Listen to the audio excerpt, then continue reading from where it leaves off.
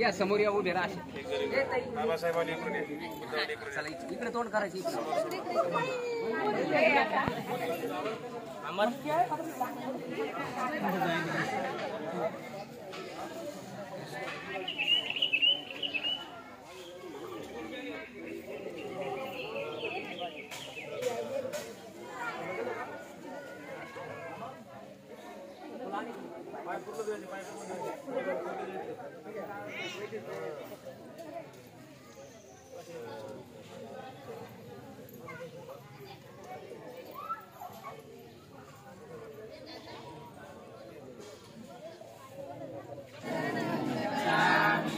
शरणं गच्छामि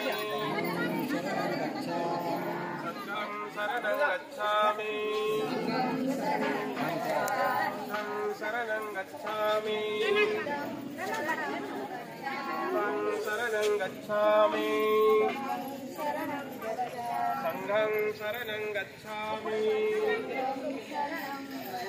धम्मं शरणं गच्छामि संघं शरणं गच्छामि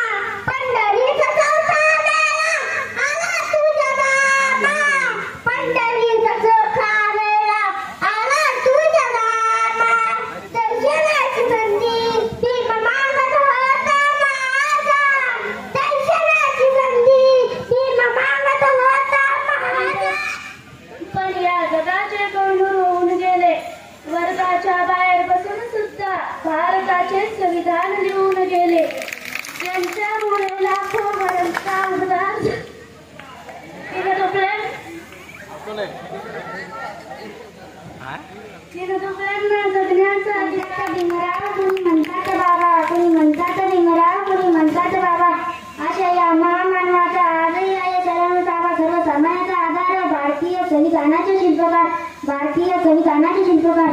हवा वेगाने नव्हती, हवा तेवढा त्यांचा वेग होता, त्यांचा इरादा हेच होता. असा भीमाबाईचा लेख लाखात नाही तर जगात एक होता, लाखात नाही तर जगात एक होता. तेवढे बोलून मी माझे 2 मिनिटं विजय मी युगप्रवर्तक लाईट ऑफ आशिया गौतम बुद्ध यांचा जन्म इसवी पूर्व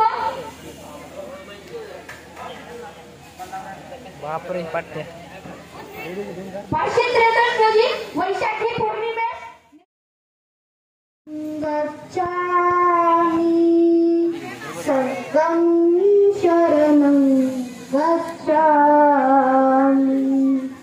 रंगनीति पूर्व दिशा दिनचर्या कळसु रंगनीति पूर्व दिशा दिनचर्या कळसु अगम आर्त जागले तुझ्या गुरुचे सतती जग जिंकुनी झाले ते मित्र गौतमाचे पिंपळाच्या पानावर पाहिले चित्र गौतमाचे पिंपळाच्या पानावर पाहिले चित्र गौतमाचे वृक्षाला कथन केले ते चारित्र्य गौतमाचे पिंपळाच्या पानावर पाहिले चित्र गौतमाचे. आजी माझ्या 11 गावच्या महिला माझ्यापर्यंत आले. खरोखर मी यांचे सर्वांचे आभार करते. 12 गावच्या लोकांनी खरोखर ही पण येऊन जे आम्हाला समजा साथ दिली आहे. खरोखर असाच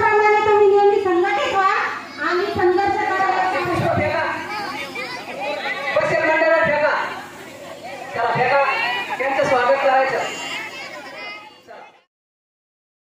गौतम बुद्धांचा हिंदू संघाचा मराठी 5 गावात हा उपक्रम राबवलेला आहे आणि आजचं हे गाव 6वं आहे.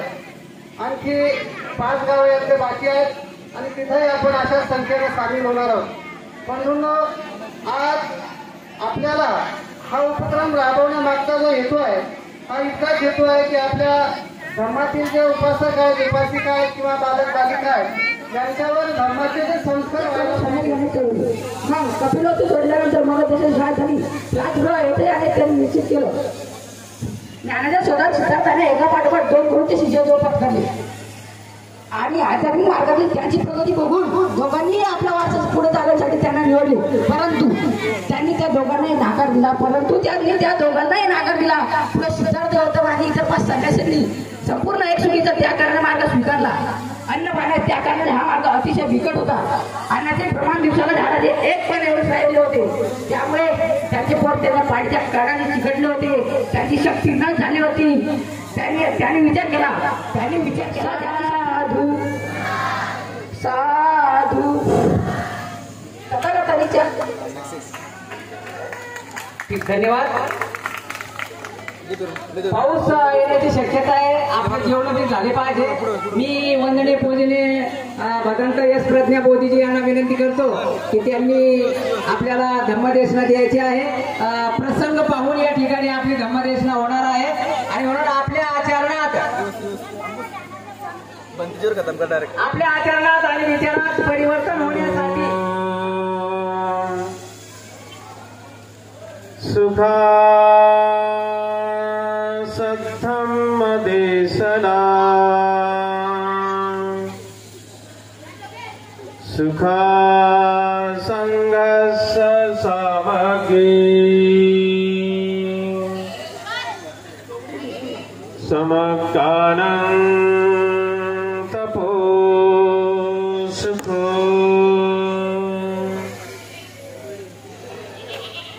जगाला ज्यांनी सुखशांती मानवतेचा दुःखमुक्तीचा संदेश दिला. इकडे लक्ष द्या. उद्देश आणि बारकाईनं समजून घेणं हे अत्यंत महत्वाचं आहे. मला खात्री आहे वेळ बराच झालेला आहे. भुकीची वेळ झालेली आहे. स्वयंपाक बनवला तयार आहे. परंतु आम्ही स्वतःला प्रश्न विचारला पाहिजे की आम्ही खाण्यासाठी जगायचं का जगण्यासाठी खायचं. आम्ही अर्धा तास जर उशिरा जेवण केलं तर एवढं काही मोठं नुकसान होणार नाही आपलं. आपण शेतामध्ये काम करायला गेलो तर आपण दिवस जेवण करत नाही. आणि मला वाटतं की आपण 20 मिनिटं 14 ऑक्टोबर 1956 ला तुम्हा आम्हा सर्वांना बौद्ध धर्माची दीक्षा दिली. आज 2024 साल चालू आहे. 1956 ते 2024 पर्यंत आपण 6 आकडा गिनती जर लावला तर आपल्याला बौद्ध धर्माची दीक्षा घेऊन किती वर्ष झाले माहित आहे. आपल्याला बौद्ध धर्माची दीक्षा घेऊन 67 वर्ष पूर्ण होत आहे. आणि या 67 वर्षामध्ये काय केलं आणि काय नाही केलं, काय करायला पाहिजे आणि काय नाही करायला पाहिजे, काय घ्यायला पाहिजे आणि काय सोडायला याचं परीक्षण करणं अत्यंत महत्वाचं आहे. नुसतं बौद्ध म्हणायचं, बौद्ध म्हणून घ्यायचं, जे भीम म्हणायचं, जे भीम म्हणून घ्यायचं. नुसता घरावर निळा झेंडा लावला म्हणजे बुद्ध नाही होऊ शकत. कपाळाला नीळ लावली म्हणजे बुद्ध नाही होऊ शकत. गळ्यामध्ये निळा रुमाल वापरला म्हणजे बुद्ध नाही होऊ शकत. गळ्यामध्ये अशोक चक्र घातलं म्हणजे बुद्ध नाही होऊ शकत. घरामध्ये बुद्ध बाबासाहेबांच्या मूर्त्या किंवा फोटो लावला म्हणजे बुद्ध नाही होऊ शकत. आम्हाला खऱ्या अर्थानं बौद्ध म्हणून घ्यायचं असेल, आम्हाला खऱ्या अर्थानं बौद्ध म्हणून वावरायचं असेल, आम्हाला खऱ्या अर्थानं जैनी म्हणून बोलायचं असेल तर आम्हाला भगवंतांनी सांगितलेल्या धम्माच्या विनयाप्रमाणे बाबासाहेबांनी एवढा मोठा पवित्र धम्म दिला. या धम्माच्या चाकोरीप्रमाणे आमच्या जीवनाची वाटचाल करणं हे खऱ्या अर्थानं बौद्ध धर्मीय माणसाचं काम आहे. आणि म्हणून आम्ही बौद्ध धर्मीय माणसं बनणाऱ्या माणसाची काही कर्तव्य आहेत. हे आम्ही कर्तव्य समजून घेणं महत्वाचं आहे. केवळ वर्षाकाठी बाबासाहेबांची जयंती साजरी केली म्हणजे बुद्ध नाही होऊ शकत. लक्षामध्ये. आणि म्हणून आम्ही बौद्ध माणसाची काही कर्तव्य आहेत, ते कर्तव्य आम्ही समजून घेणं अत्यंत महत्वाचं आहे. ज्या अर्थी आम्ही बौद्ध म्हणतो ना, ज्या अर्थी आम्ही बौद्ध म्हणून घेतो ना, त्या अर्थी आम्ही आमची परिपूर्ण श्रद्धा बुद्धावर असणं अत्यंत महत्वाचं आहे. आमची परिपूर्ण श्रद्धा धम्मावर असणं अत्यंत महत्वाची आहे. आमची परिपूर्ण श्रद्धा ही संघावर असणं अत्यंत महत्वाचे आहे. जगामध्ये 3 रत्न आहेत, महत्वाचे 3 रत्न आहेत. एक बुद्ध रत्न, एक धम्मरत्न आणि संघरत्न. हे 3 जगामध्ये श्रेष्ठ रत्न आहेत.